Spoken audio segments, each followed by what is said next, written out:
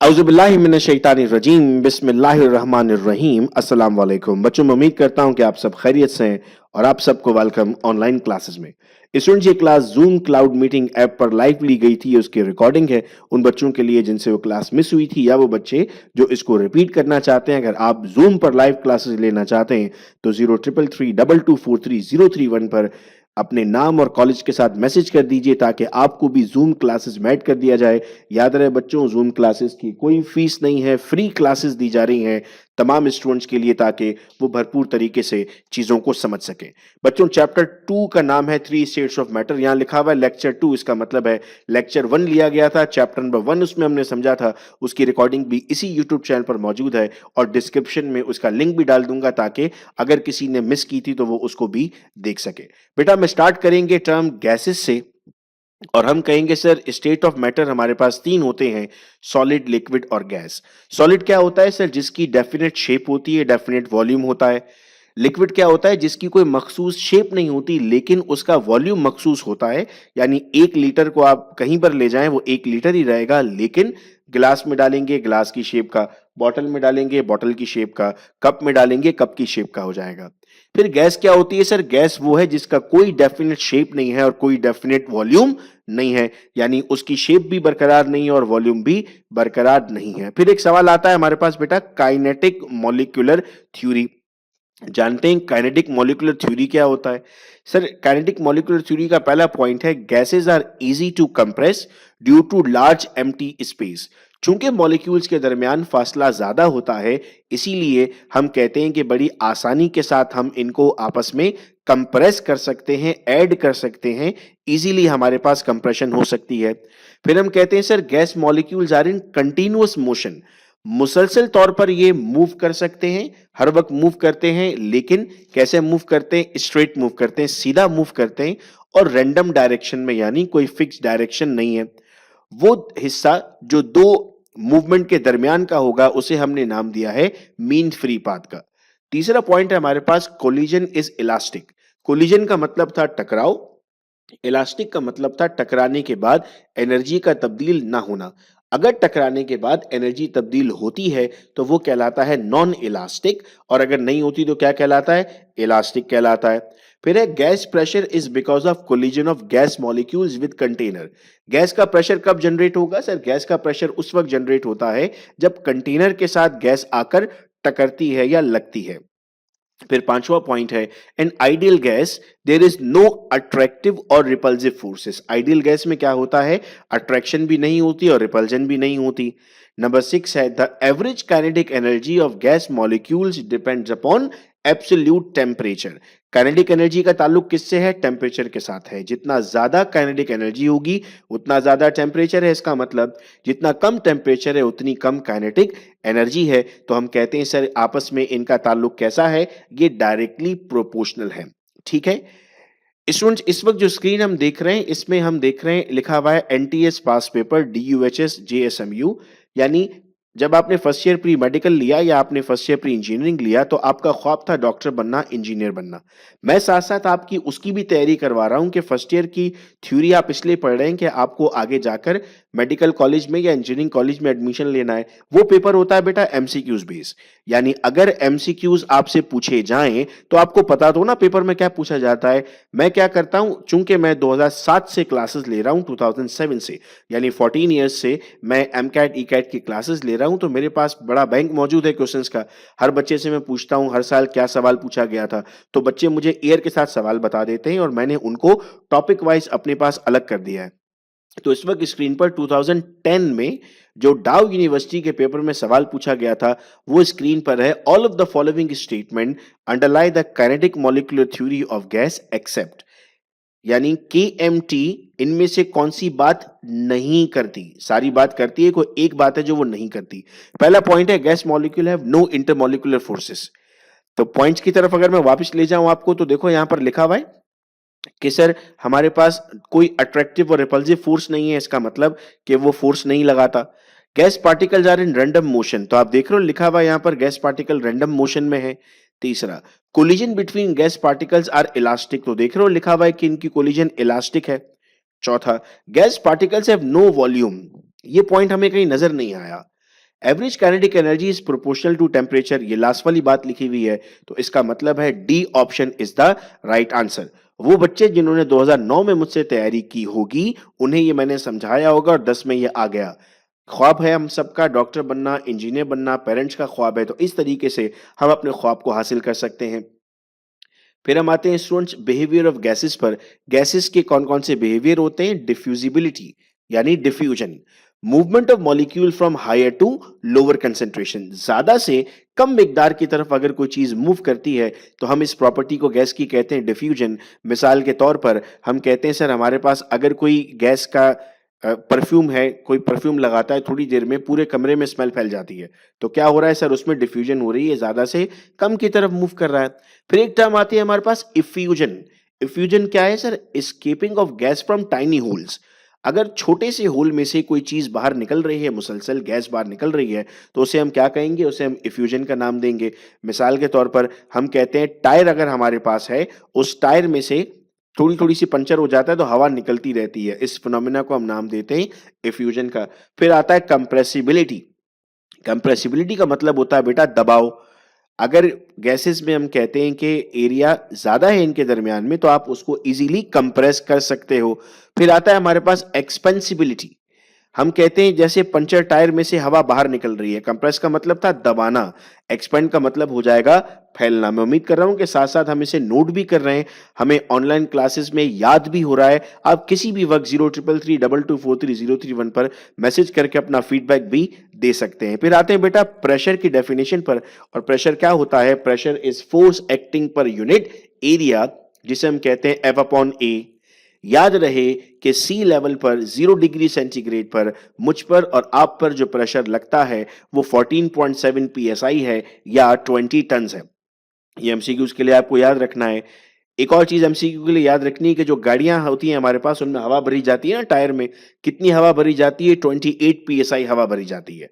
ठीक है, अपने अंदाजे से नहीं भरते, उसके लिए भी हमारे पास कैलकुलेशन मौजूद है। एटमॉस्फेयर का प्रेशर कितना है? 14.7, तो कुल मिलाकर कितना हो गया भाई?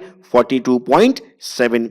ऐसा यूनिट क्या है हमारे पास सर? ऐसा यूनिट है हमारे पास पास्कल्स। ठीक है, याद रहेंगी ये सारी चीजें हमें। अब आते हैं सर यूनिट की कैलकुलेशन कैसे होती है वो समझाने की कोशिश करता हूं। पास्कल क्या होता है सर? आपने अभी डेफिनेशन में कहा था force acting per unit area, तो फोर्स का यूनिट क्या है? न्यूटन। एरिया क्या होता है? मीटर स्क्वायर, तो पास्कल का यूनिट क्या बन गया? न्यूटन पर मीटर स्क्वायर। 1 न्यूटन किसके बराबर है? किलोग्राम डॉट मीटर पर सेकंड स्क्वायर। ये कैसे आ गया? किलोग्राम यानी m और मीटर पर सेकंड स्क्वायर यानी a, तो फोर्स होता है ना ma। ठीक है भाई, 1 पास्कल किसके बराबर हुआ? मैंने क्या किया? मैंने न्यूटन की जगह किलोग्राम मीटर पर सेकंड स्क्वायर लिख दिया और मीटर स्क्वायर अपनी जगह। ये m से m स्क्वायर कैंसिल हो गया, s नीचे आ गया, तो क्या बना? किलोग्राम पर मीटर डॉट सेकंड स्क्वायर। तो अगर हमें पेपर में पूछा जाए पास्कल का यूनिट तो हम इस तरह कैलकुलेट कर सकते हैं। अब कुछ कन्वर्जन याद रखनी है सर। 1 atm यानी 1 एटमॉस्फेयर किसके बराबर है? 14.7 psi। 1 atm 760 mm of Hg के बराबर है और 1 atm 760 टॉर के भी बराबर है। तो 3 कन्वर्जन हमें याद करनी है। और देखो 2009 में सवाल पूछ लिया गया 950 टॉर किसके बराबर है? तो सर 950 टॉर बराबर है D 1.25 के, चूंकि हमारे पास 1 atm किसके बराबर था? 760। अब आप सोच रहे होंगे कि सर इतना आसान सवाल क्यों पूछा गया पेपर में? तो मेरे बच्चों, पेपर में यानी जब आप एमबीबीएस का टेस्ट दे रहे होंगे, जब आप इंजीनियरिंग का टेस्ट दे रहे होंगे तो कैलकुलेटर अलाउ नहीं होगा। बगैर कैलकुलेटर के इसको सॉल्व करना होगा। तो ट्रिक बता देता हूं। 760 किसके बराबर है? 1 के, तो 2 किसके बराबर होगा? सर 2 से मल्टीप्लाई कर दें, 1520। हमें सवाल में कितना दिया हुआ है? 950। 950 किसके बराबर है? 760 और 1520 के बराबर है। तो हमारा आंसर भी किसके बराबर होगा? 1 और 2 के बराबर में होगा। और 1 और 2 के दरमियान में एक ही ऑप्शन आता है 1.25, तो 1.25 क्या हुआ?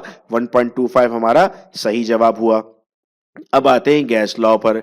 गैस लॉ में हमारे पास सबसे पहला कौन सा लॉ है? Boyle's law. क्या कहता है Boyle's law? Sir volume of a given gas is inversely proportional to the pressure if temperature is kept constant. Volume क्या है? वॉल्यूम प्रेशर के इनवर्सली प्रोपोर्शनल है, यानी अगर वॉल्यूम बढ़ाएंगे तो प्रेशर कम होगा। अगर वॉल्यूम कम करेंगे तो प्रेशर बढ़ेगा। कब? जब टेम्परेचर को कांस्टेंट रखा जाएगा। अब देखो हमने क्या लिखा यहां पर, V is inversely proportional to P। ये जब साइन हटती है बच्चों तो इज इक्वल टू और कांस्टेंट लगता है, इज इक्वल टू और के कांस्टेंट लग गया। पी डिवाइड हो रहा था तो वहां जाकर क्या होगा, मल्टीप्लाई, तो क्या बन गया, वीपी इज इक्वल टू के। ठीक है, अब आओ ग्राफिकल रिप्रेजेंटेशन पर। हम कहते हैं जब प्रेशर बढ़ेगा तो वॉल्यूम क्या होगा, डिक्रीज होगा, या फिर जब प्रेशर कम होगा तो वॉल्यूम क्या होगा, इंक्रीज होगा। इनका जो ग्राफ बनता है वो कैसा बनता है सर, इनका ग्राफ इस शेप का बनता है और इस शेप के ग्राफ को हम नाम देते हैं पैराबोला। ठीक है, और जब आप ग्राफ बनाते हैं 1/p का, यानी p की वैल्यू को 1 से डिवाइड करते हैं तो अब आपके पास जो लाइन आती है वो स्ट्रेट लाइन होती है। ये सवाल एमसीक्यूज के लिए पूछा जाता है, अक्सर हमें पास पेपर्स में मिलता है। अब देखिए इससे 2011 में क्या सवाल पूछा गया। साथ साथ एमसीक्यू इसलिए करा रहा हूं कि आपका कॉन्फिडेंस अभी से तैयार हो जाए और आप अपने अम्मी अब्बू को बता दें कि जो ख्वाब उन्होंने देखा था इंजीनियर बनने का, डॉक्टर बनने का, उसे इंशाअल्लाह आप जरूर इन ऑनलाइन क्लासेस से पूरा कर सकते हैं। If the matter in a given system at a given condition is divided into two equal parts, then the value of extensive property will become double, half, 1/4, 1/8 या सेम। तो सर अगर आपने उसको हाफ कर दिया है तो प्रॉपर्टी भी क्या हो जाएगी, हाफ हो जाएगी। Option B is the right answer. अगला लॉ कौन सा है सर, अगला लॉ है हमारे पास चार्ल्स लॉ। चार्ल्स लॉ क्या कहता है, volume of a given gas is directly proportional to temperature if pressure is kept constant. ये समझाने के लिए मैं कहूंगा कि घर में दूध तो उबला होगा कभी ना कभी, तो जब दूध उबालते हैं तो आप उसको हीट करते हैं और दूध ऊपर आता है, तो दूध ऊपर आया, टेम्परेचर बढ़ा यानी वॉल्यूम क्या हुआ, बढ़ गया। फिर क्या करते हैं, दूध का चूल्हा बंद कर देते हैं तो दूध नीचे आ जाता है। टेम्परेचर कम हुआ, दूध वापस नीचे आया। इस लॉ को हमने नाम दिया चार्ल्स लॉ का। डायरेक्टली प्रोपोर्शनल में सामने लिख देते हैं, V is directly proportional to T।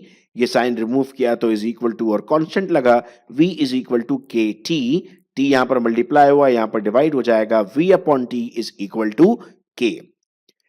अब चार्ल्स लॉ में क्या बात याद रखनी है सर, ये याद रखना है कि volume of a gas is theoretically zero at -273 degree centigrade. ये बात जरूर पूछी जाती है एमसीक्यूज में, और इस टेम्परेचर को हम नाम देते हैं एब्सोल्यूट टेम्परेचर। ठीक है, एब्सोल्यूट जीरो कहलाता है। यहां पर देखें ग्राफ बनाया है कि -273 पर कोई भी जो गैस है हमारे पास उसका वॉल्यूम थ्योरेटिकली जीरो हो जाएगा। लेकिन आपको क्या लगता है ये टेम्परेचर अचीव हो सकता है? नहीं सर, ये बहुत कम टेम्परेचर है। तभी तो देखो क्या किया हुआ, डॉटेड लाइन बनाई हुई है। डॉटेड लाइन का मतलब था सिर्फ थ्योरेटिकल है, इमेजिनरी बात कर रहे हैं। ठीक है, तीसरा लॉ क्या है मेरे बच्चों, Avogadro's law. Equal volume of all gases at same temperature and pressure contain same number of molecules. जितना आपके पास वॉल्यूम है वो डायरेक्टली प्रोपोर्शनल है नंबर ऑफ मोल्स के। यानी इसका मतलब ये है कि 1 dm cube of oxygen contain same number of molecule as 1 dm cube of hydrogen. अगर दोनों 1 डीएम क्यूब हैं तो मॉलिक्यूल की तादाद सेम रहेगी। मैं अक्सर बच्चों से सवाल करता हूं कि तराजू के एक तरफ अगर 1 किलो लोहा और दूसरी तरफ 1 किलो रुई है तो कौन सा भारी होगा? तो बच्चे कंफ्यूज होते हैं, बेटा दोनों बराबर होंगे, चूंकि दोनों क्या है, 1 किलो। 1 किलो लोहा, 1 किलो रुई। तो उसी तरह 1 डीएम क्यूब ऑफ ऑक्सीजन और 1 डीएम क्यूब ऑफ हाइड्रोजन में नंबर ऑफ मॉलिक्यूल क्या है, सेम है। और 1 मोल में चैप्टर 1 में पढ़ाया मैंने आपको, वॉल्यूम कितना होता है, 22.4। इसी बात का फायदा उठाते हुए 2017 में देखो क्या सवाल पूछा गया। पूछा गया what is the volume in cm cube of 3.01 exponent 23 molecules of oxygen at SCP. अब चैप्टर 1 में ये बात मैं समझा चुका हूं। जिन बच्चों ने नहीं देखा है ना चैप्टर 1 की वीडियो, जरूर देखो ताकि आपको समझ में आए। इसका आंसर डी है। डी कैसे आया? 1 मोल में कितना होता है, 22.4 डीएम क्यूब होता है, या फिर 22400 सीएम क्यूब होता है। तो 0.5 में कितना हो जाएगा, आधा। 11.2 हुआ तो यहां क्या हो जाएगा, 11200। 1 मोल में कितने मॉलिक्यूल है, 6.02 एक्सपोनेंट 23। तो आधे में कितने होंगे, 3.01 एक्सपोनेंट 23। तो इसीलिए जवाब क्या लिया हमने, 11200 वाज द राइट आंसर। ये कन्वर्जन अगर किसी को समझनी है तो बेटा चैप्टर नंबर 1 की वीडियो जरूर देखिएगा। ज़ूम क्लासेस में एडमिशन्स अभी भी ओपन है। अगर आप चाहते हैं कि आप ज़ूम क्लासेस अटेंड करें और बाद में रिकॉर्डिंग्स देखें, तो आप 033322430331 पर नाम और कॉलेज के साथ मैसेज कर दें ताकि आपको व्हाट्सएप ग्रुप में ऐड कर दिया जाए और आप भी बड़ी आसानी के साथ ज़ूम क्लासेस लें। ज़ूम क्लासेस का फ़ायदा ये है कि आपके क्वेश्चन आंसर्स उसी वक्त क्लियर हो जाते हैं। ज़ूम क्लासेस के कोई चार्जेस नहीं लिए जा रहे। अगला लेक्चर यानी लेक्चर 3 होगा बेटा जनरल गैस इक्वेशन और न्यूमेरिकल्स का। बहुत शुक्रिया आप तमाम का इस वीडियो लेक्चर को देखने का। दोस्तों के साथ ज़रूर शेयर करना। अपना बहुत ख्याल रखना मेरे बच्चों। अल्लाह हाफ़िज़।